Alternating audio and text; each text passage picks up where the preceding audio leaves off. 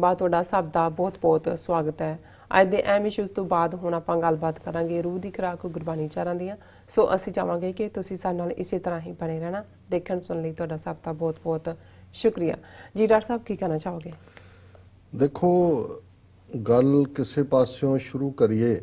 Ultimately ਜ਼ਿੰਦਗੀ ਦੁੱਖ ਤੇ ਸੁੱਖ ਦੋਨਾਂ ਦਾ ਸੰਗਮ ਹੈ। ਜੀ ਦੁੱਖ ਸੁੱਖ ਦੋਵੇਂ ਕੱਪੜੇ ਪਹਿਰੇ ਜਾਏ ਮਨੁੱਖ।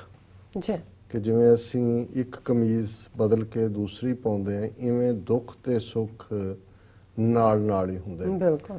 ਸੋ ਇੱਕ ਦੁੱਖ ਤਾਂ ਦੁਨਿਆਵੀ ਦੁੱਖ ਹੈ, ਜ਼ਾਹਰ ਹੈ ਜਿਹੜੀ ਚੀਜ਼ ਮਿਲ ਗਈ ਉਹ ਜੇ ਸਾਥੋਂ ਵਿਛੜ ਜਾਏ, ਖੁੱਸ ਜਾਏ, ਉਸ ਦਾ ਵੀ ਦੁੱਖ ਹੈ।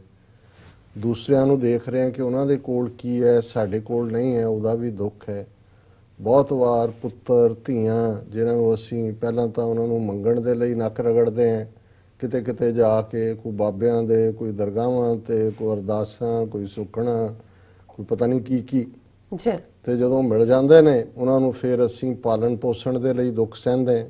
ਆਪ ਜਿਵੇਂ ਕਹਿੰਦੇ ਨੇ ਜੀ, ਮਾਂ ਆਪ ਗਿੱਲੇ ਪੈਂਦੀ ਹੈ, ਪੁੱਤ ਧੀ ਨੂੰ ਸੁੱਕੇ ਪਾਉਂਦੀ ਹੈ।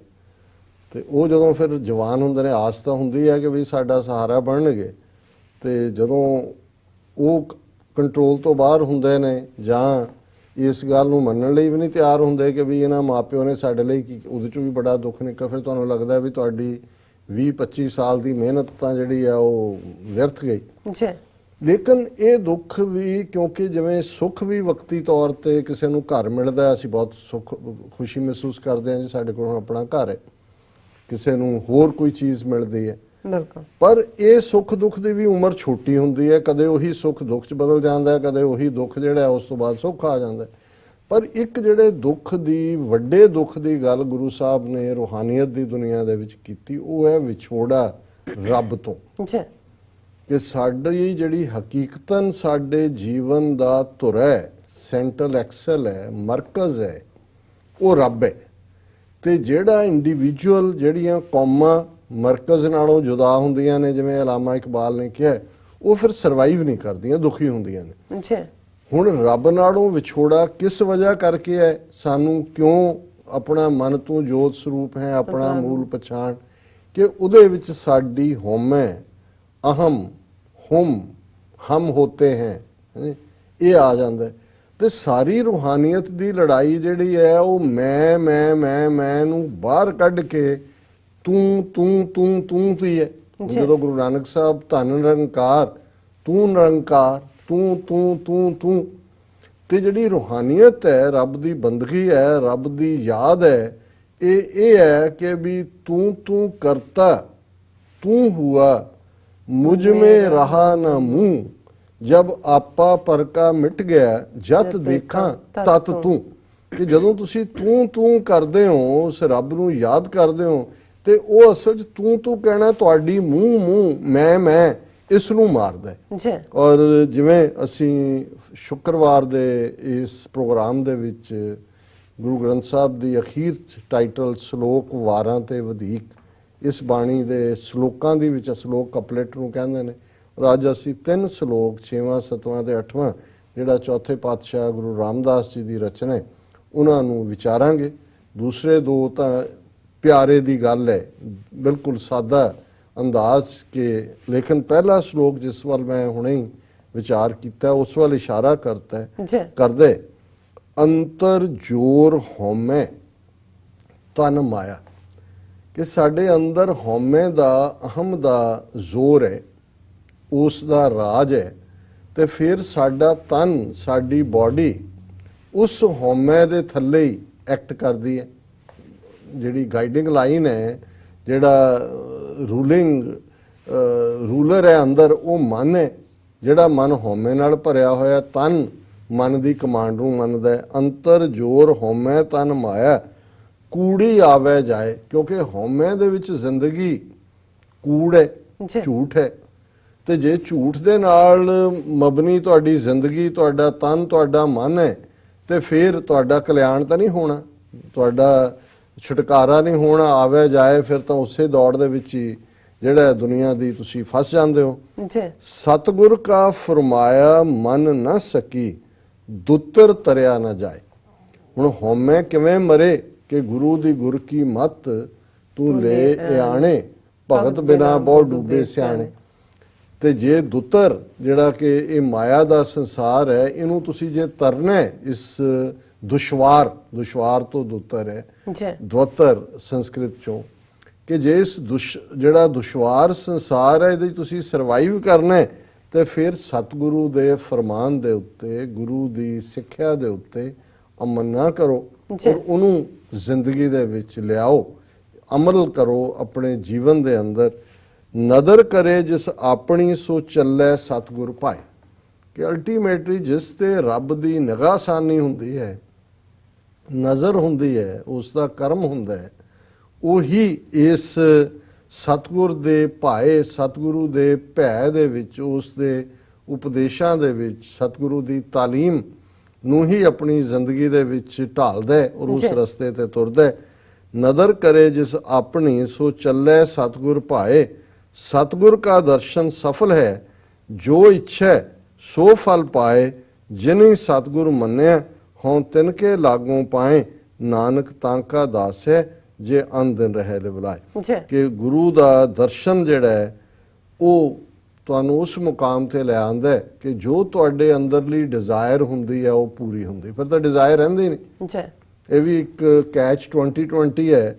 ਜਦੋਂ ਗੁਰੂ ਆ ਗਿਆ ਤੁਹਾਡੇ ਅੰਦਰ, ਉਹ ਆਨੰਦ ਆ ਗਿਆ, ਫਿਰ ਤਾਂ ਤੁਸੀਂ ਇਹ ਕਹਿੰਦੇ ਹੋ ਕਿ ਵਿਸਰ ਨਾਹੀ ਦਾਤਾਰ, ਆਪਣਾ ਨਾਮ ਦੇਹੋ, ਗੁਣ ਗਾਵਾਂ ਦਿਨ ਰਾਤ, ਨਾਨਕ ਚਾਓ ਇਹੋ। ਫਿਰ ਤੁਸੀਂ ਇਹ ਕਹਿੰਦੇ ਹੋ ਕਿ ਵਿਣ ਤੁਧ ਹੋਰ ਜੇ ਮੰਗਣਾ, ਸਿਰ ਦੁੱਖਾਂ ਦੇ ਦੁੱਖ, ਦੇ ਨਾਮ ਸੰਤੋਖੀਆ, ਉਤਰੇ ਮਨ ਕੀ ਭੁੱਖ। ਫਿਰ ਤਾਂ ਤੁਹਾਡੀ ਮੰਗ ਮੁੱਕ ਜਾਂਦੀ ਹੈ। ਸਤਿਗੁਰ ਕਾ ਦਰਸ਼ਨ ਸਫਲ ਹੈ, ਜੋ ਇੱਛਾ ਸੋ ਫਲ ਪਾਏ। ਜਿਨੀ ਸਤਿਗੁਰ ਮੰਨਿਆ ਹੋ ਤਿਨਕੇ ਲਾਗੋਂ ਪਾਏ। ਕਿ ਭਾਈ ਜਿਹੜੇ ਗੁਰੂ ਦੀਆਂ ਸਿੱਖਿਆਵਾਂ ਦੇ ਉੱਤੇ, ਗੁਰੂ ਦੇ ਉਪਦੇਸ਼ਾਂ ਦੇ ਉੱਤੇ, ਗੁਰੂ ਦੀ ਤਾਲੀਮ ਦੇ ਉੱਤੇ ਖਲੋ ਕੇ ਪਹਿਰਾ ਦਿੰਦੇ ਨੇ, ਗੁਰੂ ਸਾਹਿਬ ਫਰਮਾਉਂਦੇ ਨੇ ਭਾਈ ਉਹਨਾਂ ਦੇ ਮੈਂ ਪੈਰੀਂ ਲੱਗਦਾ, ਕਿ ਉਹ ਵਰਥ ਰਿਸਪੈਕਟ ਨੇ। ਨਾਨਕ ਤਾਂਕਾ ਦਾਸ ਹੈ ਜੇ ਅਨ ਦਿਨ ਰਹੇ ਲਿਵਾਏ। ਦਿਨ ਰਾਤ ਜਿਨ੍ਹਾਂ ਦੀ ਲਿਵ ਰੱਬ ਦੇ ਨਾਲ ਲੱਗੀ ਹੋਈ ਹੈ, ਗੁਰੂ ਸਾਹਿਬ ਫਰਮਾਉਂਦੇ ਨੇ ਕਿ ਭਾਈ ਮੈਂ ਤਾਂ ਉਹਨਾਂ ਦਾ ਚਾਕਰ, ਉਹਨਾਂ ਦਾ ਦਾਸ, ਉਹਨਾਂ ਦਾ ਸੇਵਕ ਬਣਨ ਨੂੰ ਤਿਆਰ ਹੈ। ਤੇ ਅਗਲੇ ਦੋਵੇਂ ਸ਼ਲੋਕ, ਜਿਨ੍ਹਾਂ ਪਿਰੀ ਪਿਆਰ, ਜਦੋਂ ਹੁਣ ਆਮਦਨ ਲਿਵ ਲੱਗ ਗਈ ਤੇ ਉਸ ਪਿਰ ਦੇ ਨਾਲ, ਉਸ ਪਿਆਰੇ ਦੇ ਨਾਲ ਤੁਹਾਡੀ ਪ੍ਰੀਤ ਜੁੜ ਗਈ। ਜਿਨ੍ਹਾਂ ਪਿਰੀ ਪਿਆਰ, ਬਿਨ ਦਰਸ਼ਨ ਕਿਉਂ ਤ੍ਰਿਪਤੀ ਹੈ, ਨਾਨਕ ਮਿਲੇ ਸੁਭਾਏ, ਗੁਰਮੁਖ ਇਹੋ ਮਨ ਰਹਿਸੀਏ। ਕਿ ਜੇ ਪਿਆਰੇ ਦੇ ਨਾਲ ਤੁਹਾਡੀ ਪ੍ਰੀਤ ਹੈ ਤੇ ਫਿਰ ਤੁਸੀਂ ਉਹਨੂੰ ਦੇਖੇ ਬਿਨਾ ਕਿਵੇਂ ਤੁਸੀਂ ਤ੍ਰਿਪਤੀ ਮਹਿਸੂਸ ਕਰ ਸਕਦੇ ਹੋ, ਉਹਦੀ ਯਾਦ ਤੋਂ ਬਿਨਾ। ਫਿਰ ਆਖਾਂ ਜੀਵਾਂ ਵਿਸਰੈ ਮਰ ਜਾਉ, ਆਖਣ ਔਖਾ ਸਾਚਾ ਨਾਉ, ਸਾਚੇ ਨਾਮ ਕੀ ਲਾਗੈ ਭੂਖ, ਉਤ ਭੂਖੈ ਖਾਏ ਚਲੀਐ ਦੁਖ, ਸੋ ਕਿਉਂ ਵਿਸਰੈ ਮੇਰੀ ਮਾਏ, ਸਾਚਾ ਸਾਹਿਬ ਸਾਚੇ ਮੈਂ। ਫਿਰ ਤਾਂ ਹੇ ਮੇਰੀ ਮਾਂ, ਜੇ ਮੈਂ ਯਾਦ ਕਰਦਿਆਂ ਤੇ ਮੇਰੇ ਅੰਦਰ ਜੀਵਨ ਰੌਂ ਧੜਕਦੀ ਹੈ, ਵਿਸਰ ਜਾਏ ਤੇ ਮੈਂ ਮਰ ਜਾਂਦਾ।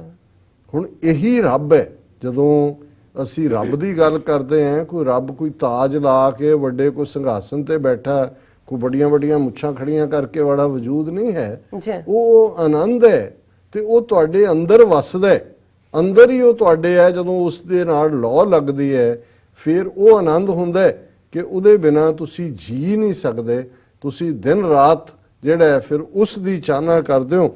ਔਰ ਨਾਨਕ ਮਿਲੇ ਸੁਭਾਏ, ਕਿ ਭਾਈ ਚੌਥੇ ਪਾਤਸ਼ਾਹ ਫਰਮਾਉਂਦੇ ਨੇ ਕਿ ਇਹ ਪ੍ਰੇਮ ਦੇ ਨਾਲ, ਸੁਭਾਏ ਜਿਹੜੀ ਹੈ ਮੁਹੱਬਤ ਦੇ ਨਾਲ ਤੁਹਾਨੂੰ ਮਿਲਦਾ।